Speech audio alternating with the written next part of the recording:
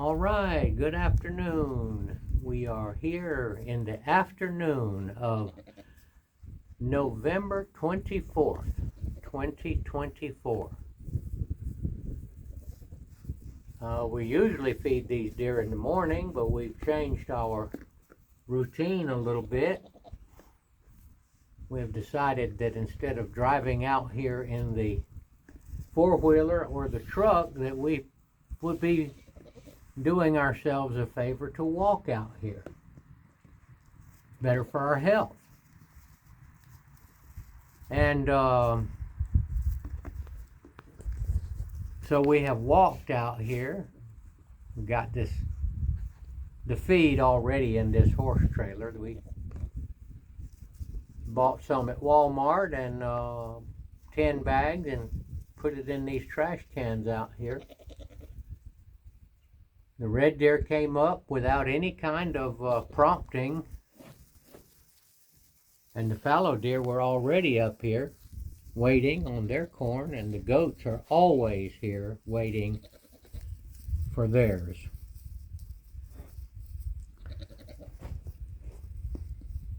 I did a video a couple of days ago called Calling All Atheists Again. I had previously done a video 6 months or a year ago, probably 6 months, I can't remember. And I got a good bit of splashback from people out there.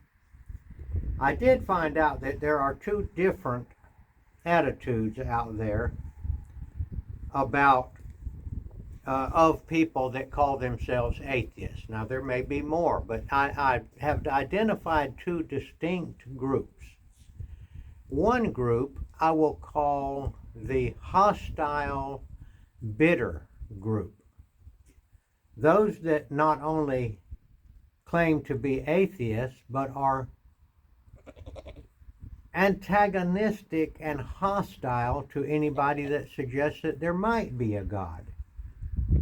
They make sarcastic remarks about God being a comic book character in the sky or that sort of thing. And they engage in name calling against people that are trying to say that there might be a God. And then there's another group of atheists that I have encountered that I will call respectful atheists, that essentially say something similar to this. I don't believe there's a God. I wish there was a God, they will say, maybe. I would like to put some of the burdens of life on the shoulders of God. I would like to think that there is a loving God, but I don't believe it, and I can't make myself believe it. Now that group of atheists, I get some comments from them also. I will call them the respectful, honest atheists. They don't believe in God, and they also realize that you can't make yourself believe something. And then to the others, the sarcastic atheists, and those that I will say are bitter and, for lack of a better word, smartasses. Or that's what they think they are. We'll just go with the word asses. Well, am I cursing? No, I don't think so. An ass is a donkey. I'm saying they're donkeys. Braying out loud. Nonsense. Now, the respectful atheists, I also respect them. But I do have I think I can help those atheists by leading them down the road, and I will call it the L road. And L stands for logic, the logical road. And you can only carry logic so far, but I'll say that many of the respectful atheists are not looking at this problem logically. They say that I don't believe in God, and then they declare themselves to be atheists. Well, an atheist is not necessarily one that doesn't believe in God, but that says there is no God. That's two different things. Not believing in God is not necessarily the same as saying there is no God. Let's go down the L road. We are not capable of determining whether there's a God or not to a 100% satisfaction. So when the atheist, the respectful atheist, says, I don't believe there is a God, that's being truthful. They don't believe there's a God. However, what if there is a God? Well, the respectful atheists just say, I don't believe there's a God, and they stop there usually. Stop. That's it. I don't believe there's a God, so that's the end of the story. Well, that's not the end of the story. I can say I don't believe in God, and then if I say there is no God, that doesn't follow. Because I don't believe there's a God does not prove that there is no God. That proves one thing, and that is that I don't believe in God. That's all it is. Whether or not you believe in God does not determine the truth. The truth stands on its own. There either is a God or there is not a God. Okay? We can say that, I think, and be being truthful. So if you don't believe in God, I'm saying don't make the mistake of then concluding that there can't be a God. Because I don't believe it, it can't be true. Okay. Because you don't believe it does not determine the truth. It only determines what you believe. So this is a more proper thing to say to you respectful atheists out there that haven't thought this through. I don't believe there's a God, but it is possible that there's a God. Now I think that's truthful. Okay, I don't believe in God, but it could be that there is a God and that I just don't believe in it. Now, you can do the reverse of that and say, like me, I do believe in God, but that doesn't mean there is a God. Me believing in God doesn't prove that there is a God. Neither the person that believes or disbelieves, his belief or disbelief does not determine the truth. It only determines what he believes or disbelieves. I believe there's a God, but I'll tell you this, it's also possible that there's not a God. And it's also possible that there is a God. That's all I can say for a certainty, using classical logic. I'll call it classical logic. I believe there's a God, But I also admit the possibility that there might not be a God and that my belief is incorrect. I believe there is a God, but I also realize that I might be correct. I base my beliefs, I feel like, on certain evidence. And to make a long story short, it appears that somebody made the universe, and a thing that was made had to have a maker. So that's my ground that I stand on. There must be a maker, and our word for that is God. Now, I want to talk to the respectful atheist again, who says, I believe there is no God. And many times they don't carry it any further. They just say, they just to themselves, now they haven't really thought it through. I hope I'm helping them do that.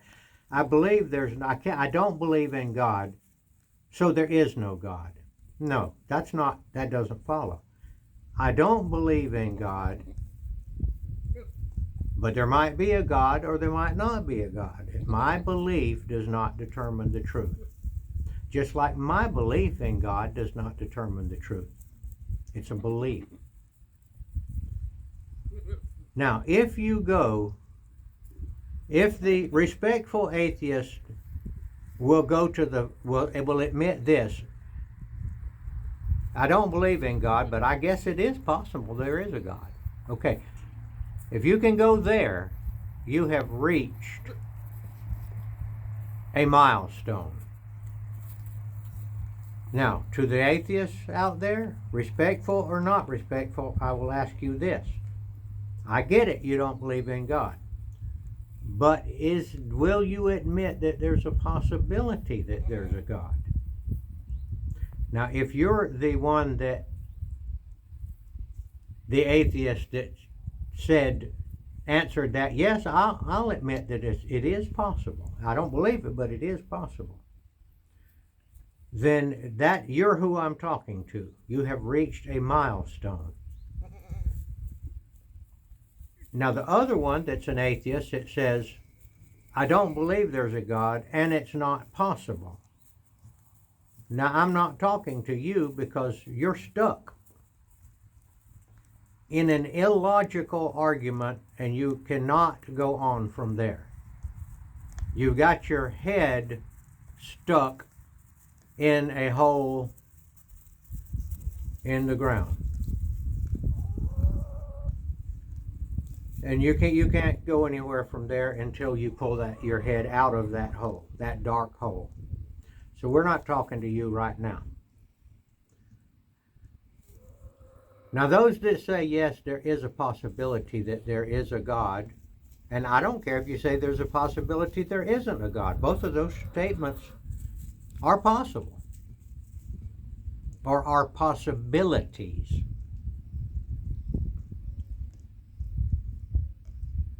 Now, if you admit that it's possible that there is a God, but that you can't see it, then I believe it would be logical for you to say, boy, but what if I could see it? I can't see God. I don't believe it because I can't see it, but I've just admitted it is possible. So there we are at the milestone. We've reached a place where we can work from. We are 1 mile maybe away from the blessed city. That's the milestone. You got a mile to go. It can be a short mile or a hard mile. Now, it just so happens that there was a man named Jesus Christ who taught people how to find God. Okay, now let's go back to where we're standing around at the milestone. I don't believe there's a God, but I admit that there won't be, but that I admit that there might be a God. And there's a guy standing there at the milestone that you're standing at. And it's Jesus.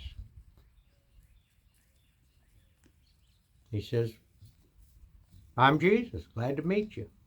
Now this is an imaginary thought that you're having. Well, hello Jesus, my name is so-and-so, I'm glad to meet you. And then Jesus says, I am the way. Follow me. Follow me to the city that is the great city. Follow me, and I will show you how to see what you can't see, which is God. And Jesus essentially says, I'll be your guide. And Jesus reaches in his coat pocket and pulls out a Bible and turns to the Gospel of Matthew, chapter 7, verse 7. And he says, let me read you from this book. I wrote this book, Jesus said. I'm going to tell you, I'm going to show you some stuff I wrote. And I'll show you how to get to the celestial city that is 1 mile away. Seek, now I'm quoting from my own memory, it might not be exact, but he says, seek and you will find. Ask and it will be shown to you. Seek what? Well, what do we want to do? We've admitted that there may be a God now. We've come that far. And now we want to say, well, but we can't see him, but I would like to see God.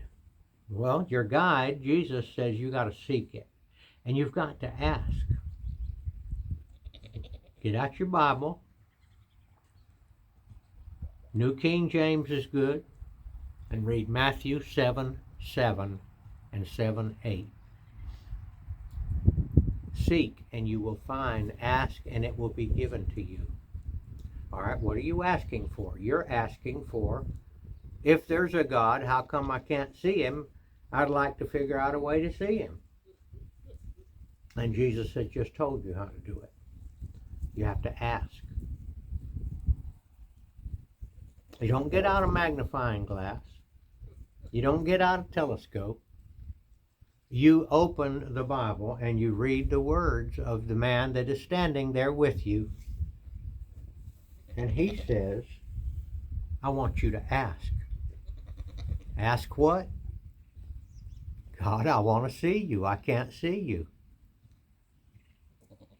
I don't believe you're there. That's a truthful thing. And why would you? You can't see him. But I will admit the possibility that there is a God. So, this Jesus guy here that's met me at the milestone here has told me that I should follow him and he'll lead me there. And he whipped out that Bible and he said, these are my words that I wrote. Ask and it will be given to you. Knock and the door will be open. What door? The door to see God.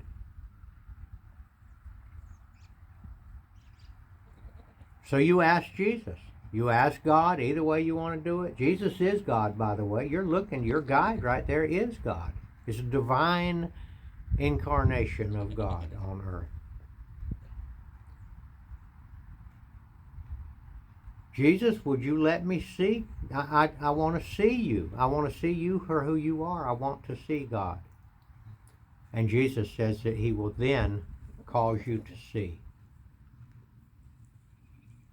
Now, if you say there is no God and there is no possibility of a God, it's not very likely that you're going to ask Jesus, because that would make you sound like a total idiot, that you say that there is no God and no possibility of God is more accurate, and then that you turn around and ask Jesus to show you God. But if you admit there is a possibility that there's a God, then it's not illogical to say, okay, here's this Bible, Matthew 7:7, chapter 7, verse 7, and there's this guy named Jesus saying that you need to ask, and you need to seek, and you need to knock.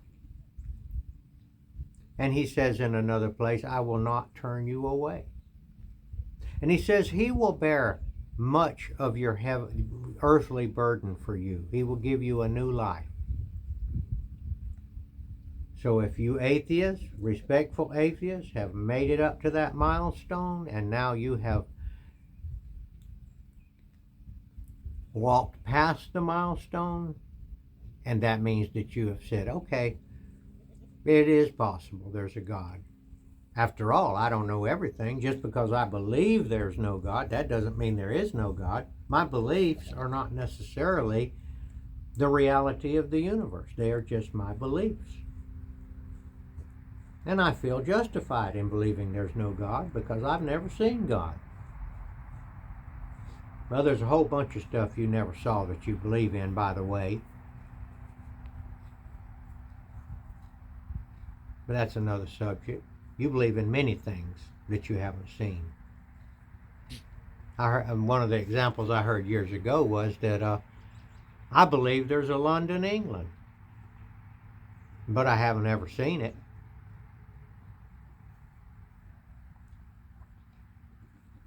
I believe there's a Lisbon, Portugal, but I haven't ever seen it.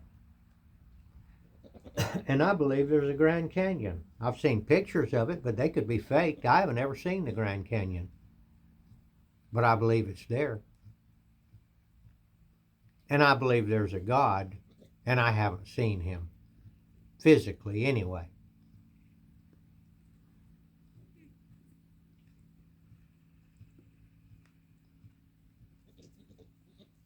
So that's it. If you can get to the point, and I'm speaking to the respectful atheist, where you say, I don't believe in God, but I do admit that it's possible there is a God and that I just can't see it and that I can't make myself believe. Those are true statements. Let Jesus take you by the hand. He's standing right there at that milestone. Once you say there is a possibility, I say you are within sight of the celestial city. The kingdom of heaven is within your reach now. You just say, Jesus, okay, I'll show me. And he promised to do it. Now that's the answer right there. And I do enjoy talking to the atheists. For one reason is that I get a response from the atheists. I even get a kick out of the ones that are sarcastic and rude. I happen to have been one of those sarcastic and rude atheists myself at one time, so I definitely can identify with you. I was rather hostile. Okay, that's what I've got to say today, and let me know what you think. If you think you can prove there is no God, and let's put it this way, if you think that you can prove there is no possibility of God, I guess I want to hear what you've got to say, but you can't tell me that there's no possibility of God. You certainly, as a human being, could not know that much. Now, if you tell me you don't believe in God, I'm with you there.